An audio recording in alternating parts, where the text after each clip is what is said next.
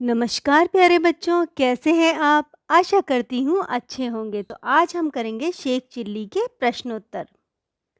शुरू करने से पहले आपसे गुजारिश है कि ई अध्यापक को प्लीज़ सब्सक्राइब ज़रूर कर लें और लास्ट में कमेंट लिखें, अपने दोस्तों के साथ शेयर ज़रूर करें। तो चलिए शुरू करते हैं। पहला है, उचित विकल्प पर सही का निशान लगाओ। सेठ क्या पकड़कर परेशान खड़ा था? आंसर है अंडों की टोकरा। मुर्गियां बेचकर शेख चिल्ली क्या खरीदना चाहता था? आंसर है भैंसे। शेख चिल्ली धन कमाकर किसका व्यापार करना चाहता था? आंसर है हीरों का। अब हम बढ़ेंगे मौखिक प्रश्नों की ओर। ये हमें प्रश्न दिए हुए हैं। परेशान हालत में खड़े सेठ ने शेख चिल्ली से क्या कहा? इसका उत्तर है, सेठ ने कहा, ए भाई, इस टोकरे को मेरे घर तक पहुंचा दो तो तुम्हें 2 अंडे दूंगा। अगला प्रश्न है, शेख चिल्ली किससे नहीं घबराता था? उत्तर है, शेख चिल्ली मेहनत से नहीं घबराता था। अगला प्रश्न है, बहुत सारा पैसा कमाकर शेख चिल्ली क्या करना चाहता था? उत्तर है, शेख चिल्ली एक शानदार महल बनाकर शादी करना चाहता था। अगला प्रश्न, शेख चिल्ली क्यों रो रहा था? शेख चिल्ली का सपना टूट गया क्योंकि सारे अंडे भी गिर गए, इसलिए शेख चिल्ली रो रहा था। अब आगे आपको दिए हुए हैं लिखित प्रश्न और इनके मैं उत्तर बताऊंगी। शेख चिल्ली की अम्मी ने शेख चिल्ली से क्या कहा? तो इसका उत्तर है, शेख चिल्ली की अम्मी ने कहा, बेटा अब तुम बड़े हो गए हो, तुम्हें कुछ काम धंधा करना चाहिए। अगला प्रश्न है, शेख सेठ कि किस बात पर शेख चिल्ली ने टोकरा सिर पर रख लिया?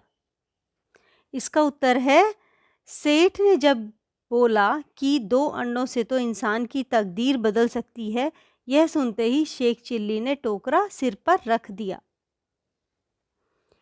अब इसके आगे है, शेख चिल्ली ने अंडों के बारे में क्या सोचा? और है, सेठ ने शेख चिल्ली से गुस्सा सेठ शेख चिल्ली से गुस्सा क्यों हो गया? इसके उत्तर हैं,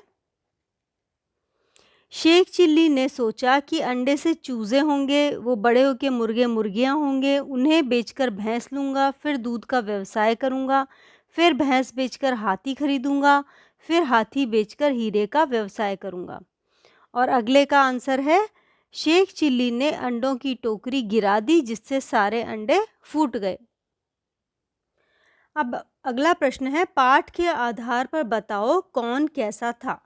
अम्मी विनम्र स्वभाव की महिला थी जो शेख चिल्ली को सफल जीवन के लिए सलाह देती थी। शेख चिल्ली वह मेहनती व ख्याली पुलाव बनाने वाला व्यक्ति था। सेठ धनवान व बातें करने में समझदार था। अब आगे दिया हुआ है, भाषा संबंधित किसी व्यक्ति, वस्तु, स्थान या भाव के नाम को संज्ञा कहते हैं। तो संज्ञा क्या होता है? नाम होता है। और किसी काम का करना या होना क्रिया कहलाता है। तो वाक्य के अंदर जो भी काम हो रहा है वो क्रिया होता है। तो ये आपको ध्यान रखना है, क्रिया का मतलब है काम और संज्ञा का मतलब है नाम। अब हम चलते हैं आगे। शेख चिल्ली सपने बहुत देखता था। इसमें शेख चिल्ली और सपने दोनों नाम है, तो ये संज्ञा है। क्रिया जो है वो है देखना। शेख चिल्ली सेठ के पीछे पीछे चलने लगा, तो शेख चिल्ली और सेठ जो है वो संज्ञा है, चलने लगा ये है क्रिया। अगला है, अंडे ज़मीन पर गिर गए। तो इसमें अंडे और ज़मीन तो संज्ञा है और गिर गया, गए जो है वो क्रिया है। मैं हाथी बेचकर धन कमाऊंगा। तो इसमें हाथी और धन ये क्रिया है, नाम है, और कमाऊंगा हाथी और धन जो है वो संज्ञा है, कमाऊंगा क्रिया है। आगे है, समान अर्थ वाले शब्द चुनकर लिखिए, यानी सिमिलर मीनिंग। अम्मी को हम माँ भी कह सकते हैं, इंसान जो है मनुष्य को कह सकते हैं, मेहनत परिश्रम को कह सकते हैं, दुनिया संसार को कह सकते हैं। आगे है, वे वाक्यांश जो भाषा को प्रभावशाली बनाते हैं उन्हें मुहावरा कहते हैं। वे अपने शाब्दिक अर्थ से अलग विशेष अर्थ देते हैं। तो इसके अंदर हमें कुछ मुहावरे दिए हुए हैं जिनका हमको मीनिंग बताना है और साथ में ही सेंटेंस मेकिंग करनी है उससे। तो इसमें पहला है ख़याली पुलाव पकाना, खाली बैठकर सोचना। इसका अर्थ है, वाक्य में प्रयोग है, शेख चिल्ली हमेशा ख़याली पुलाव पकाता था। कलेजा मुँह को आना, अर्थ है बहुत दुखी होना।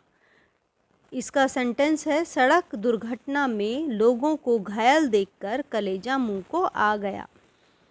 आगे है आग बबूला होना। इसका अर्थ है गुस्सा होना। वाक्य में प्रयोग, रवि के परीक्षा में खराब नंबर आने पर पिताजी आग बबूला हो गए। इसी के साथ ये अध्याय के प्रश्नोत्तर समाप्त होते हैं। आशा करती हूँ आपको अच्छा लगा होगा। चैनल को सब्सक्राइब करना और शेयर करना ना भूलें। धन्यवाद।